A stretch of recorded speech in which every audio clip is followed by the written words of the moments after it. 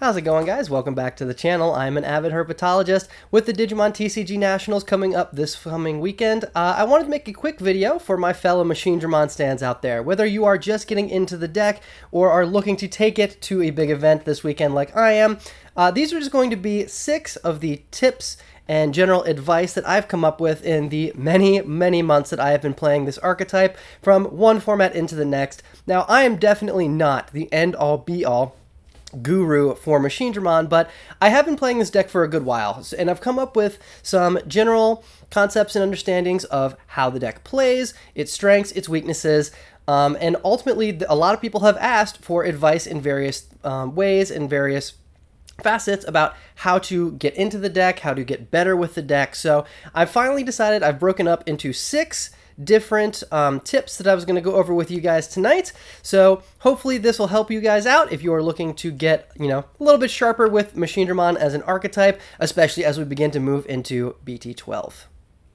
Now, before we get into these 6 tips, I want to make sure I clarify very plainly. Even as somebody who has been playing Machinedramon 6EX1, I've been playing this deck for a good long while now, I am still learning how to do these 6 tips. These are going to be 6 things that you are going to slowly be improving on as a player.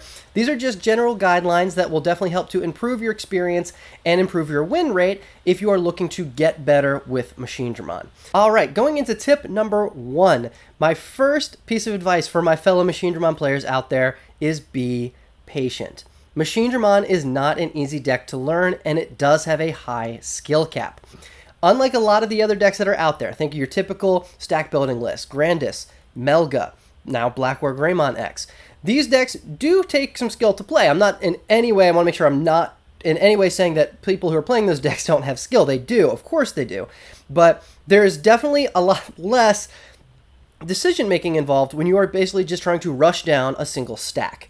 So if that is your primary game plan, you are going to need to build around that and make proper decisions as you get there, but ultimately, that game plan is pretty one note for the most part. In Machinedramon, it's a little bit different. There's a lot of branching decision making to be done as you are playing through a game, and that's going to manifest itself in frustration a lot of the time. It's very easy where if you don't know the deck super well, it's super easy to fumble and bumble and get completely blasted out of a game, and that can be very frustrating, especially if you're just starting to get into the archetype. It can be even more frustrating as we progress into further formats down the line, like now we have BT11 with Blackware Greymon X being at the forefront of the meta. That deck will punish you if you do not make perfect decisions every single turn. Learning how to do that is going to take time. So my biggest suggestion right off the bat with tip number 1 is if you are getting into the deck, or even if you are trying to learn it in a new format, be patient. The deck is going to take some time to get comfortable with. It's going to take some time to figure out how the meta works. And in all honesty, when you're playing a deck that is going to be more reactive than proactive, you're going to be making plays based on what your opponent is doing, rather than trying to rush down a single game plan every single game. There's going to be an adjustment period. So keep with it, ask for advice from fellow Machinedramon players, and hey, you can even leave comments down below or hop in my Discord. We are always discussing this deck and new ways to innovate with it. So tip number 1, be patient. Tip number 2 is probably going to be a pretty simple one, and that is practice, practice, practice. The best way to get good with Machinedramon is to play a lot of different games into a lot of different archetypes. One of the reasons Machinedramon is so difficult to learn and can be so frustrating when you first start out is there's lots of different ways that you can take the deck. There are stack building lists, there are Megazoo lists. You have red bases, black bases, blue bases, purple bases. There's a million different ways, and the deck is not solved. So really, one of the best things that you can do as a new Machinedramon player is just practice as much as you can. Using my personal list as a great example of this, so I am currently playing a black base for my Machinedramon deck. The current list that I've got set up is basically designed to build from your raising area, but also still plays copies of EX1 Machinedramon and is now playing the Blitz option card, Attack of the Heavy Mobile Digimon. So basically, my game plan is going to be try to pivot based on what my opponent is doing. If I'm able to build out of my raising area into a Scary Chaosdramon, so we can de-digivolve and punish then, that's what we're going to do. If we're in a situation where we need to just be aggressing with quick rookie aggro and then just blitzing in a Machinedramon for a big play that way, I want to be able to do that as well. playing into different archetypes, you're going to start realizing that your play style, what the decisions you make and what directions you go with in your particular list, it needs to change from one game to the next. And again, this is not something that's necessarily true of other archetypes. Again, using my earlier examples of, Grandis and Metal Garurumon, they are going to be building up into their mega level with the goal of OTKing. Doesn't matter what they're playing against. Maybe to a certain extent it does. If you're playing security control, you need to, of course, adjust for that. But generally speaking, you are going to build the same stack, get all of your security checks, and try to end the game as quickly as possible. That's not going to work with Machinedramon. Machinedramon is, as I mentioned, reactive. So if your opponent is pushing aggression, you may need to drop some more blocker bodies early, or you may need to establish a big Machinedramon stack as quickly as you can. Or maybe you need to hold back and you need to wait until later on in the game to drop that Machinedramon. These are all decisions that there's never going to be a perfect answer for in the moment. You have to make these decisions as the game progresses, and you as the player need to adjust your playstyle as things are happening around you. This is not an easy skill, and it is, again, one that's going to take time to learn. So by playing multiple games, playing with your friends at your locals and just getting game after game after game in there, learn how the deck plays into different matchups, learn what your shortcomings are going to be. You'll be able to ultimately help, figure out and make those decisions a little bit more effectively each time they come up. Tip number 3 is innovate. Machinedramon is not solved. There are a dozen different ways. There are tons of different packages you can play, different ratios you can play. You may choose to omit this tech card. You may choose to include the spicy tech card of your own. There are so many different things to be done with Machinedramon. The biggest advice that I have to give out of all of these tips, I think this is probably the biggest one. Recognize that there is not a proper way to play Machinedramon. It is going to change as the format changes. It is going to change as we move into future formats. Every Machinedramon list is going to be different. Your Machinedramon list will not look like my Machinedramon list, and vice versa. You will probably have 5 different Machinedramon players in a room with 5 completely different lists, and that's okay. There's going to be lots of ways to play this deck, and if your deck is working for you and your list is working for you, power to you. Keep playing it that way. If you notice there are holes in your strategy you want to patch up, find some spicy new ways to do that. There's lots of different packages you can build Machinedramon with. If you're on black base alone, you have the option of playing Floodgates. You have the option of the D-Brigade package with Sealsdramon and Commandramons. You have the option of playing, I'm currently playing Chikurimon, the security Chikurimon that will de-digivolve if they check in security. There's so many different things. You can play Numamons for quick transitions into your level 5s. You can play a full machine package and take advantage of Kazu. You can play a tamer suit. You can play no tamers. It is all up to you. Do not let anyone else tell you the best way to play Machinedramon. There isn't one. Find a list that works for you, get good with it, practice, practice, practice, and please, the number one thing I'd honestly love for you to do is share those successes. Especially in my Discord, I'm always looking for new, fun, and exciting things that I can do with Machinedramon. Like I said, I am not the end-all be-all of Machinedramon players, and my list is still changing every single format as well. I've got a list that I'm pretty comfortable with right now, but that may change in only a couple of weeks. Only time is really going to tell. So don't let yourself believe that there is only one way to play Machinedramon. There's not. Try it all of these different ways, and please let me know what works best for you and share with the rest of the community. The Machinedramon community is awesome, and I know that they'd love to hear your successes. All right, so these first 3 tips were mostly for mentality and kind of getting into the mindset you want to be in to play Machinedramon. These next 3 tips are going to be more actual gameplay advice and recommendations. Tip number 4 is going to be learning proper hand and resource management. Basically, what I mean by this is you need to learn to properly manage the cards in your hand, the cards on your field, and the cards in your trash. The namesake cards for the Machinedramon archetype, mostly being EX1 Machinedramon and EX3 Chaosdramon, are basically going to be revolving around having level 5 cyborgs, either in your trash or your hand, that you can tuck underneath and get powerful effects. Here's the thing. Let's say that you have a hand of Machinedramon, 3 cyborgs there, and then 2 cyborgs in your trash. Well, if you were to play that Machinedramon out from your hand, and those are the only cyborgs you have showing, you can tuck up to 5. Let's say you tuck all of them. So you take 2 from your trash and 3 from your hand and tuck them all under that one stack. What that is called is a -4 in card advantage. You have lost 4 cards from your hand. You discard, but you're playing out the Machinedramon, and you're also taking away 3 cyborgs that are no longer there. Those cyborgs are basically cards that were in your hand and are not able to be used anymore. They are now in play. You've lost all of them at once. The 2 from your trash really go neutral, right? Because those 2 cards that are in your trash, you weren't going to use them for anything in your hand. They're just sitting in your trash. So those 2 extra cards were plus in card advantage. Those are extra cards that were not being used for anything else that are now able to be used to give you extra field presence thanks to your Machinedramon stack. Basically what I'm getting at is this is a deck that wants to be trashing a lot of cards very quickly so you can have as many of these cyborgs in your trash so you don't drain your hand of its resources. There are lots of cards in the Machinedramon archetype that pitch things from your hand for various reasons. One of the more common cards that you play in the Machinedramon archetype, which is going to be EX1 Gargramon, it's a very powerful champion, has an inheritable that says on attack you can discard any machine or cyborg to draw 2 cards. So if you want to make a lot of use of this, which is card advantage positive because you're discarding 1 and getting 2 cards back, you really want to make sure you are holding back a machine or a cyborg that you can pitch to that every turn. By comparison, look at some of the other Machinedramon support cards such as Ultimate Connection and the brand new BT11 Analog Man. Both of these cards specifically say that you have to discard a level 5 cyborg in order to use those effects.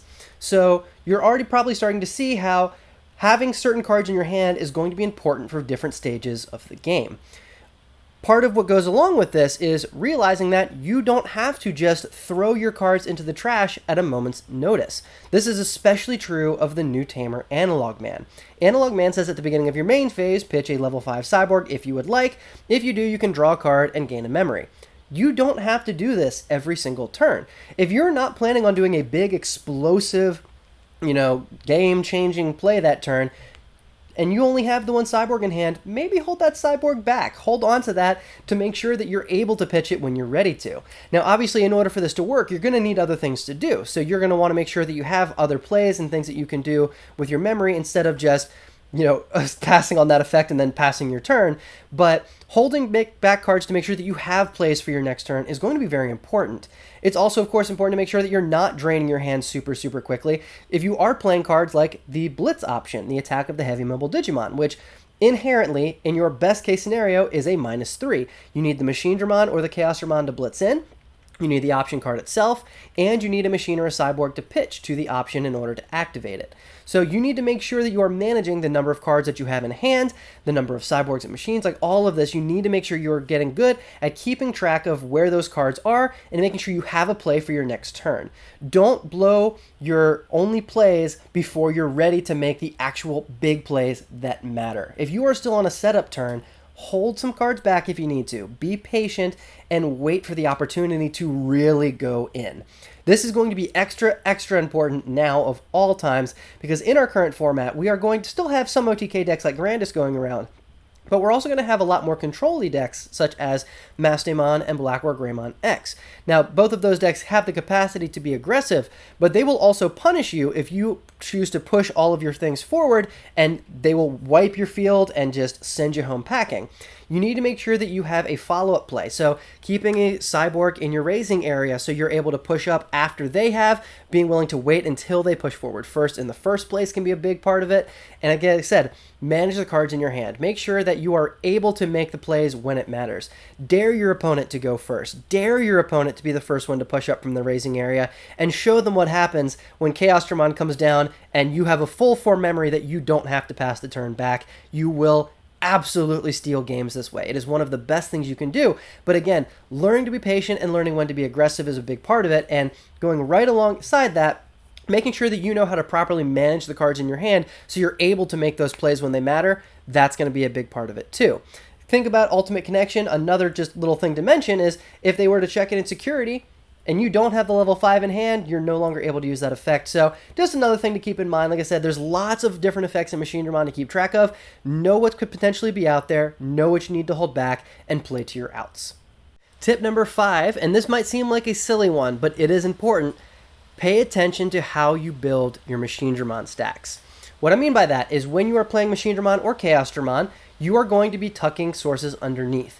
You have free reign of what order those inheritables are going to go in. Now, this is slightly less important for Chaosdramon because you're going to be tucking them underneath more than likely a full stack. So it's probably going to be Chaosdramon on top, a cyborg, then champion, rookie, egg, or something along those lines. But With Machinedramon especially, you're going to be playing Machinedramon and tucking 5 cards underneath, and you have free reign over the order. There's a lot of reasons you need to pay attention to this.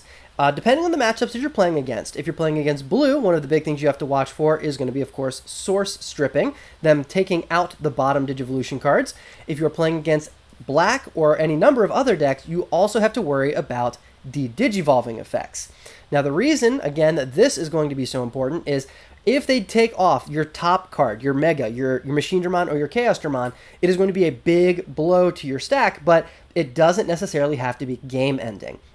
How you order the inheritables in your stack, and this is going to, it does take some time to just not throw these into your pile when you go into your plays, but knowing that, okay, they could potentially source strip, what am I okay with getting stripped first? Or they may de-digivolve me, what am I going to want on top? And depending on the degree of de-digivolving, you could be going just de-digivolve 1. So you may want to have something very specific on that top spot, or you may need to play around things like Ultimate Flare, where you're worried, okay, well, they may multiple de-digivolve. What are my first couple of slots going to look like? It's also worth mentioning that the inheritables the Machinedramon can play, some of them will still apply to the top card if it's level 5, some of them won't. One of the big common ones that tends to get played in a lot of Machinedramon lists are DP boosts. Think things such as Secret Rare Metal Greymon, and then BT6, I think, is Megadramon and Gigadramon, which give DP boosts on yours and your opponent's turn, respectively. These will still apply to your top card, even if it's not Chaosdramon or Machinedramon. That can ultimately make a difference, especially if your top card is, again, something like a meaningful body. Think things like the new starter deck, Volcanomon, which is a 9,000 DP blocker, even without any other effects. So if you've got Gigadramon in your list, and it's going to be in the same pile as Volcanomon, and you're worried about a Digivolve effect, maybe that is a Death Exmon coming down. Maybe put Volcanomon on top if you can. Try to have generic inheritables underneath that, or, things along those lines.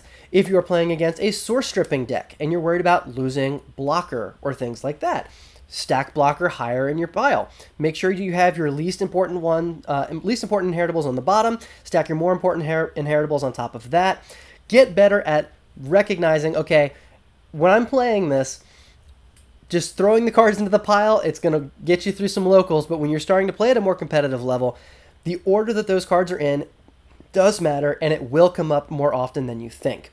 This might sound like a goofy tip, but take my word for it. If you want to get really good with Machinedramon, you need to start paying more attention to the order of the inheritables you are putting in your pile. My last tip number 6, is possibly the most difficult for Machinedramon players to learn. Learn your limits. Machinedramon is an archetype that can make very big, very splashy plays. Now, depending on when and how you make these plays, they may be very difficult to come back from for your opponent, or your opponent may be able to just hard counter you on the next turn and punish you for making that play. Learning to recognize when big splashy plays are going to be safe and when they are not is one of the biggest gatekeepers for being good with Machinedramon. One of the big things that I mentioned, we've talked about the Blitz option a couple of different times now. The Blitz option lets you pitch any machine or cyborg to give one of your level 6 machines the Blitz and Rush as long as it has a source when it enters. Typically, you're going to want to do this with Machinedramon. Machinedramon is 12 to play, but you are gaining back 5 memory, making it ultimately 7, ideally, if you have a full 5 sources, whenever you're doing that. So 7 memory for a 6 that's able to blitz in and affect the board state, that's a big deal, right? But you can still do that with Chaosdramon. Even though Chaosdramon doesn't gain you memory back, you can still pay 12, blitz Chaosdramon in, and you'll still be able to make use of that card. This can be especially important when you're dealing with a stack with lots of protections on the top. Being able to blitz in Chaosdramon, de-digivolve 3, and still be able to swing in instantly and handle whatever the problem is that you're worried about, that can be a big deal, and it can actually be the game-turning play. Even though you are passing them all of this extra memory, if they don't have anything in the raising area, they don't have anything else in play, and you've left them with an empty board, you may have passed them all that memory, but what are they going to do with it? You need to also recognize certain decks will not be able to just instantly rebuild and punish you if you pass them all of that memory. And even with decks that can punish that, there's going to be situations where doing that is going to put them so far behind, you are going to get a full free turn to keep doing things next. You'll be able to answer back with whatever it is that they're doing. So recognize that it is okay to pass them all of this memory sometimes, But on the other side of that coin, you also need to recognize when passing them all of this extra memory is going to hurt you. That even goes with Machinedramon from EX1. That's actually one of the reasons I haven't been playing EX1 Machinedramon during the last format. A lot of the EX3 format, I wasn't playing too many copies, just, 2 for the most part, and I wasn't playing the Blitz option because passing them, 3, 4, 5 memory all at the same time, they can do a lot with that depending on what deck you're playing against, but some decks can't. Learning kind of the limits of what your opponent's able to do with what you're able to pass them in the given moment, and recognizing when their shields are down, basically, and making a big play like that is going to put you far ahead. That's going to be probably the most difficult thing for you to learn. This is going to tie back into the other tips that I've had. Be patient and practice. This is going to take a lot of time, but this is the skill that is going to help you get really good with the deck. Learning when to make your big plays, when to hold back, learning how much you can afford to pass and how much you prefer to hold. All of these are things that are really going to kind of make or break your experience as a Machinedramon pilot. And yeah, that's going to about do it for my 6 tips, guys. Hopefully that these 6 things will help somebody out there. I know some of these may seem like common sense, but like I said, the Machinedramon deck is not an easy archetype to learn, and I do sincerely hope that there are people out there who will be able to get some benefit from this video, and hopefully this will help encourage you as a Machinedramon player to keep at it. The deck really is fun. It is a big fan favorite. There's really a cult following around this archetype, and for good reason. It is a super enjoyable, super rewarding deck when you really do start to get good with it. I have been absolutely loving it. There's a reason I have been playing this deck for so long, and a reason I will continue to play it even into the BT12 format. And boy, do we have so much to look forward to when that format comes around. I'm telling you guys right now, Chaosdramon X is going to solve so many of the big mechanical gameplay issues this deck has had for a very long time, but I'm going to make a whole video about that once we get closer to BT12. So look forward to that, and hey, if you guys want to see that video, feel free to go ahead and subscribe to the channel. I am just so grateful to you guys and all of the support that I've gotten in my very brief time here on YouTube. I cannot believe at the time of making this video I'm over 400 subs. I mean, that is absolutely mind-blowing to me, and I owe it all to you guys. You guys are an absolutely awesome community, and I love each and every one of you guys. But yeah, that's going to be about it. If you guys have any other questions or would like any other tips about Machinedramon, once again, please feel free to leave them in the comments below, or in the description of this video, you can find a link to my Discord. We're discussing this deck all the time in the Black channel, so if you guys want to get some more tips or tricks or ways that you can get better with Machinedramon, stop in and say hello. We are more than happy to answer those questions and give you some fun advice. So with that, thank you all once again for joining me. I am an avid herpetologist. Hope you guys have a great rest of your night, and I will see you all next time.